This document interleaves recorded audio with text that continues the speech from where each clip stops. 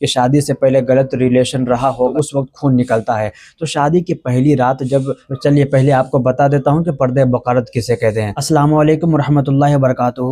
سہاگ رات کے وقت، یعنی جس دن سہاگ رات منایا جاتا ہے، شادی کی جو پہلی رات ہوتی ہے، اس دن جب میاں بیوی یعنی شوہر اور بیوی ملاقات کرتے ہیں، دونوں ایک دوسرے سے ملتے ہیں اور صحبت کرتے ہیں، اس رات بیوی کے رحم یعنی بیوی کے پرائیویٹ پارٹ سے اگر خون نہیں نکلتا ہے تو لوگوں کا اس میں ڈاؤٹ رہتا ہے۔ لوگوں کا کیا، شوہر کا سب سے پہلے ڈاؤٹ ہوتا ہے اور وہ یہ سوچتے ہیں کہ کہیں یہ شادی سے پہلے غلط کام تو نہیں کیے، کیونکہ پردہ بقارت پھٹنے کے بعد فوراً خون آنی چاہیے اور آج کی رات خون نہیں آیا ہے، تو بہت ساری باتیں سوچ لگتا ہے۔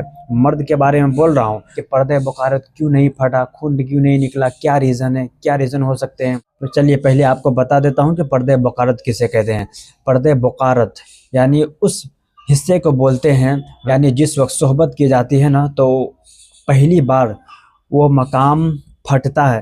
جب پہلی بار عورت کے ساتھ جب صحبت کی جاتی ہے تو اس وقت خون نکلتا ہے، اس کو پردہ بقارت بولتے ہیں۔ تو پردہ بقارت اگر زائل ہو جاتا ہے نا تو اس وقت خون نکلتا ہے۔ تو شادی کی پہلی رات جب لڑکی کے رحم سے لڑکی کے پردہ بقارت نہیں پھٹتا اور خون نہیں نکلتا ہے تو اس وقت شوہر حضرات جو ہوتے ہیں، مرد، وہ سوچنے لگتے ہیں کہ کہیں شادی سے پہلے اس کا ریلیشن تو نہیں تھا کسی کے ساتھ، یا غلط کام تو نہیں کیے اگر خون نہیں نکلا ہے تو اس کی کیا حیثیت ہے۔ اس طرح کے الزام لگانا لڑکیوں پہ، اس کی پاک دامنی پہ اس طرح کا الزام لگانا، یہ درست ہوگا یا نہیں؟ اسلام کیا کہتا ہے اس کے بارے میں، پوری بات آپ کان کھول کر سنیں جو اس طرح کی تھنکنگ رکھتے ہیں۔ اسلام یہ کہتا ہے، کتاب میں یہ آیا ہے کہ قدرتی طور پر بھی عورت کا پردہ بقارت یعنی پردہ بقارت زائل ہو سکتا ہے شادی سے پہلے، زیادہ چلنے کی وجہ سے، کود پھانگ کرنے کی وجہ سے، سائیکل چلانے کی وجہ سے، یا زیادہ کام وغیرہ کرنے کی وجہ سے، ان ساری صورتوں کی وجہ سے بھی پردہ بقارت پھٹتا ہے اور یہ قدرتی طور پہ ہوتا ہے۔